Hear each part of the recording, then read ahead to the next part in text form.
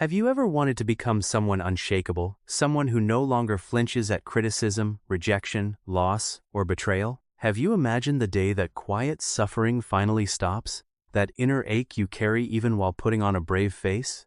Maybe you're exhausted from trying to keep everyone happy, from wearing a mask of constant strength, when really you just wanted a break from having to seem invincible. Here's something few people will admit to you. The more you try to dodge pain, the tighter its grip on you becomes. Every time you numb yourself, guard yourself, or hide, you hand over your freedom to whatever happens around you: hurtful words, disappointing actions, the silences that cut deepest. That's not a personal failing. It's simply the human condition. The only real difference between people is how convincingly they fake being fine. Carl Jung, one of psychology's great minds, put it this way: we're defined not by what happens to us, but by what we choose to make of it. That's the real key. The goal isn't to wall yourself off from the world or grow numb and unreachable. It's to integrate, to finally shine a light on everything you've been hiding in the dark. Because genuine strength isn't the absence of pain, it's knowing yourself fully, wounds and all. If you've read this far, it's not an accident. This is for anyone tired of being their own worst enemy, anyone who feels perpetually at the mercy of others in ways that are hard to explain. It doesn't have to stay that way, but getting there means confronting some uncomfortable truths. That discomfort might just be what finally frees you.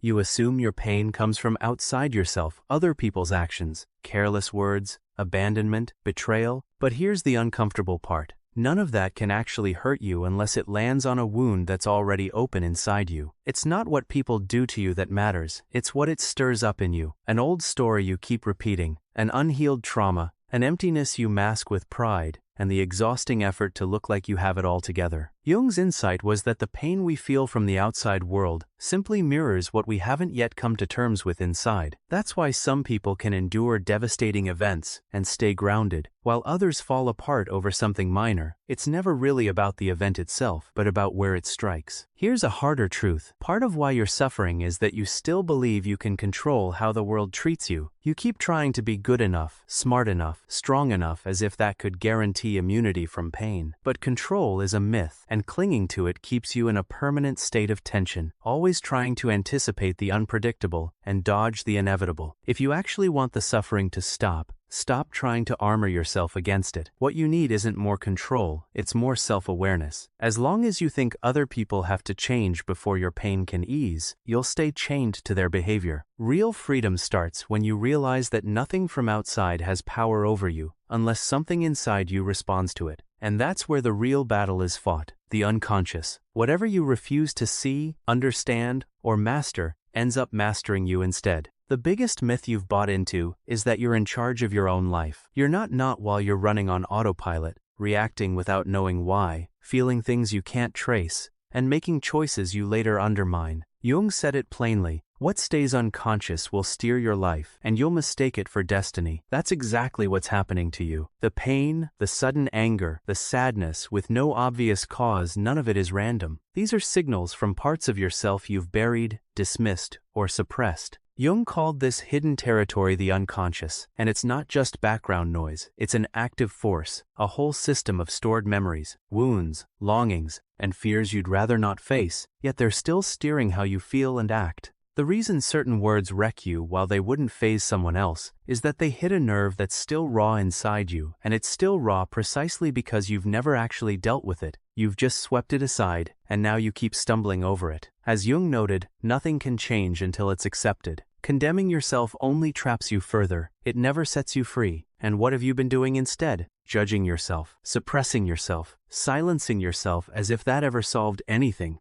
The unconscious doesn't vanish because you refuse to look at it. It just finds sneakier, more damaging outlets. Relationship patterns you keep repeating, self-sabotage you can't seem to break, anxiety that creeps in right when life is going well. That's not misfortune, it's your unconscious trying to shake you awake, and you keep hitting snooze. If you want to stop being hurt, stop running from what's inside you, because until you understand your own unconscious, your emotions will keep running the show. The harder you try to shield yourself from outside pain, the more exposed you become to the pain within. The way out isn't defense, it's integration. Becoming untouchable isn't a form of resistance, it's a form of deep self-knowledge. Most people think the only way to avoid getting hurt is to shut down building walls, wearing masks, developing armor, insisting nothing affects them. I don't care anymore, they say. Nothing gets to me. But underneath, they're still bleeding, still corroding because the issue was never about feeling too much. It's about not understanding what you're feeling or why, which only happens to people who don't yet know themselves. Jung put it well, you can master every theory and technique, but when you're face to face with another person's soul,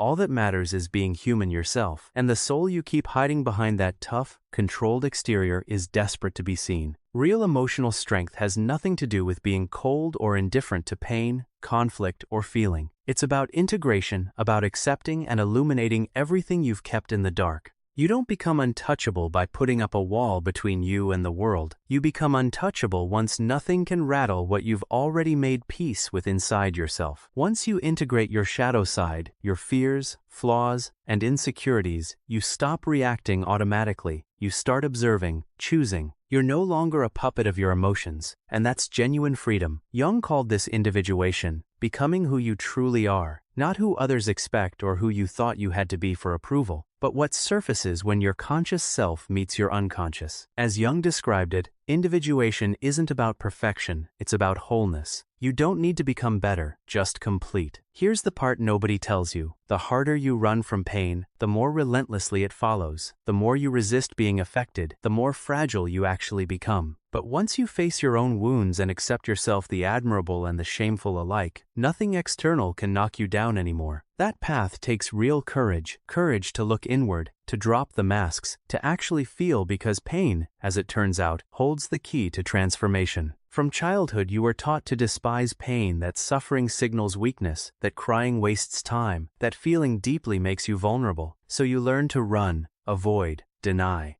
But the more you flee suffering, the more it pursues you, and it shapeshifts along the way, becoming anxiety, anger, apathy, boredom, or self-destructive urges whose origins you can't even trace. Ignored pain doesn't disappear. It burrows deeper until, without warning, it all caves in. Jung viewed suffering very differently, as a messenger from the soul, an alarm from the unconscious, the language your deeper self uses to get your attention. He compared depression to a lady in black. When she shows up, don't turn her away, invite her in, offer her a seat, and hear what she has to say. Instead, you drown her out, distracting yourself, staying busy, numbing out, doing anything to avoid what she's trying to tell you. The truth is, suffering only cuts this deep because you're still fighting yourself. One part of you wants to grow, another wants to keep things exactly as they are. Something inside is calling out for change, but your control-hungry ego tries to smother that call, and that clash is where the pain comes from. Because change hurts, growth hurts. Releasing old beliefs, cutting toxic ties, letting go of what no longer fits, all of it is a kind of grief, a death and rebirth process. Yet it's precisely in that wreckage that something new can take root. When everything collapses, when your certainties crumble and pain strips away your defenses, you finally see who you are without the performance, without the mask, and at that point, suffering takes on a kind of sacredness, because it humbles you before the only thing capable of freeing you, yourself. Jung understood that suffering isn't a malfunction, it's part of the design. Pain isn't the finish line, it's the starting point of the journey toward individuation. Most people abandon that journey before crossing the difficult stretch. They flee, distract themselves, retreat to the surface. But not everyone. Getting this far means you're ready to keep going. Very few people have the nerve to even start the individuation process, and fewer still see it through, because this path offers no comfort, no guarantees, and definitely no protection for your ego. It dismantles it.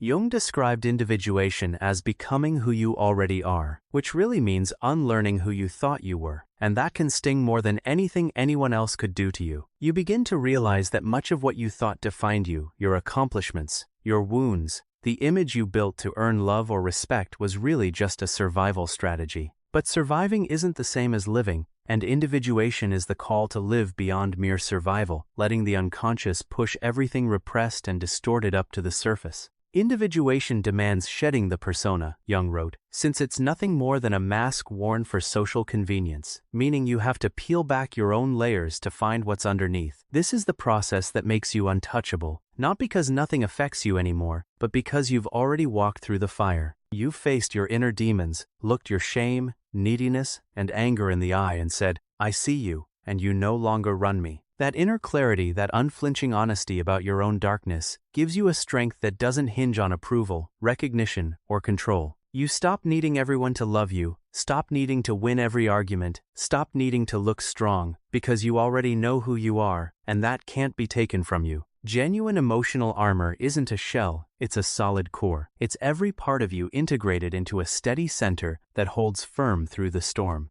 You can still feel pain without being shattered by it, still get hurt without losing yourself, because you've stopped reacting and started being whole. You've moved from living on the surface to living in the depths, though that depth has a cost. Solitude, not because you'll be abandoned, but because few people are willing to make that same descent. Most stay on the surface, still hiding behind masks, still afraid to feel, and as you start to free yourself, some distance naturally opens up. That's not rejection, it's growth. You're not pulling away out of arrogance, you simply no longer fit where you used to hide. Which brings us to the final piece, consciousness as protection. What actually shields you isn't strength, it's clarity, the one state in which nothing has any real power over you. Here's the plain truth. Nothing will protect you from outside pain if you stay unaware of what's happening inside you. Hurtful words will keep hurting, rejection will keep stinging, loss will keep knocking you down until you wake up. And waking up isn't some dramatic, one-time event. It's a choice you make daily, to look inward even when it's uncomfortable, to take ownership of your feelings instead of blaming others, your past, or fate. Jung's phrase captures it. What you resist persists. What you accept transforms. You've spent a lifetime resisting fearing you're not enough, dreading rejection, aching with loneliness, longing to be truly seen. And your response? Hiding, silencing yourself, chasing perfection and strength at all costs. All of that has led you here worn out from fighting the world and yourself at once. But now you understand. Real emotional resilience isn't about being hard, it's about being clear. It's not built from armor, but from expanded self-awareness. Once you understand your own triggers, patterns, and wounds, other people's actions lose their power to wreck you. You still feel things, but you no longer drown in them. You still suffer sometimes, but you don't lose yourself in it, and that changes everything. What actually protects you isn't shielding yourself from life, it's diving fully into it. People who stay on the surface get knocked around by every wave, while those who go deep find stillness, steadiness, and strength waiting below. That's the place you're headed toward. And once you start living from that grounded, accepting place, the world can still try to knock you down, but it won't find anywhere left to land a blow.